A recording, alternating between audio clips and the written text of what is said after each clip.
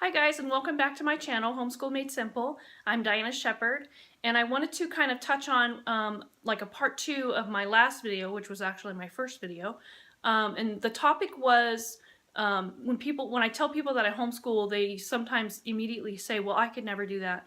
And in my last video, I talked about the aspect of how they feel that they don't have the patience, or they couldn't, deal with their children, or and why that might not be the case for them. But in this video, I wanted to talk about how people will say, I could never do that, I'm not smart enough.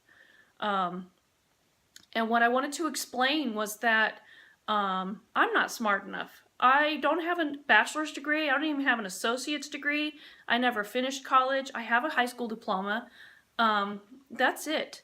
Some states do require you to have previous, a teaching degree, or you have to have your diploma, or things of that nature. But most states, for the most part, they do not require that. You could have your GED if you never finished high school. You could just get your GED, and that could probably, I don't know for sure. I don't know all the homeschool laws in every state, but that would probably serve enough.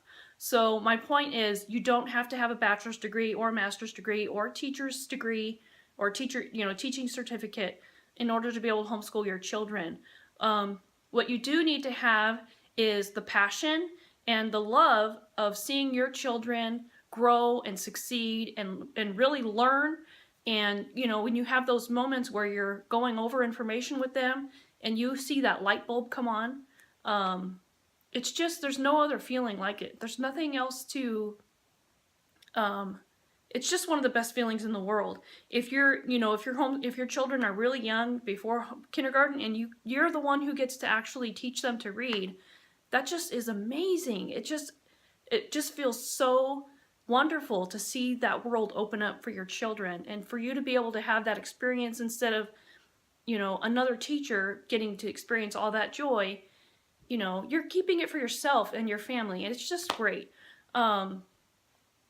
And I also wanted to say that, okay, so your kids are in school, maybe your kids are junior high, getting ready to go into high school, and you're thinking, I don't know, I'm not that good at math, I don't know history, I certainly can't teach algebra or chemistry. And the fact of the matter is, you don't have to teach those things. Most of the curriculum that is written for homeschoolers is directed to be, or is designed for the child to be self-taught, which means that they read the information, they learn how to do it themselves, either with video instruction or through the textbooks or online classes. They're on their own, basically. If they need help, you can help them. If you absolutely cannot help them, there are tutors. You can exchange maybe teaching helps with another homeschooler. If you're good at art, or if you're good at homemaking skills, or maybe you're good at math but you're not good at teaching writing or reading, you can exchange those things with another homeschooler and have them teach your child what you can't, and then in exchange you teach them what they can't. There's those types of things. But honestly, when I pulled my children out of school, my daughter struggled very hard with math, and she was way behind, what typical fourth graders would be.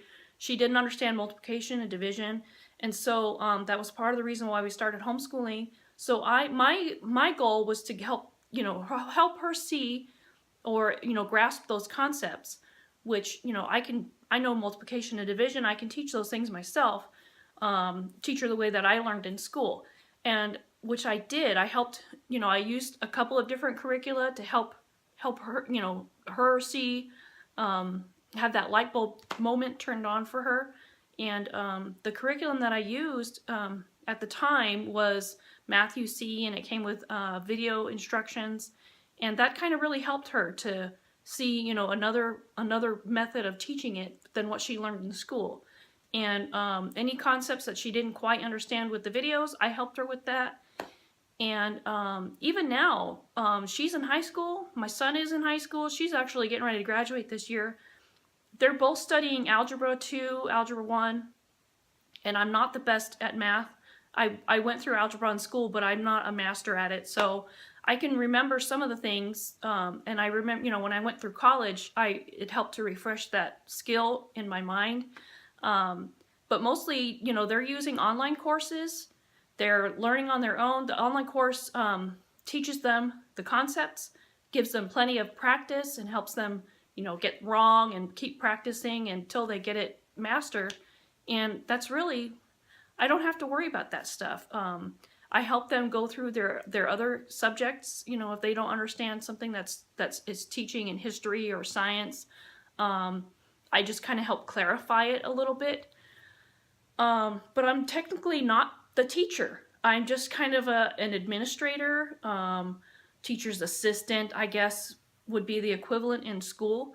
They just teach themselves, and I just kind of help push them along and gear them toward, what they need to know. And if I ever run across a problem that I don't know, if my kids are really, really having a hard time with math or science, I know that there's plenty of options out there where I don't have to be the teacher. There's classes they can take locally, they can take online classes.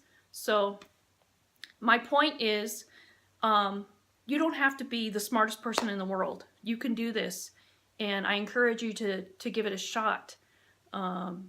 Your family, your children will be blessed, and you will feel just, it will be the best decision you've ever made. So that's the end of my video. I just want to thank you guys for watching. If you like this, then give me a thumbs up below and subscribe, and I'll see you soon. Thanks. Bye-bye.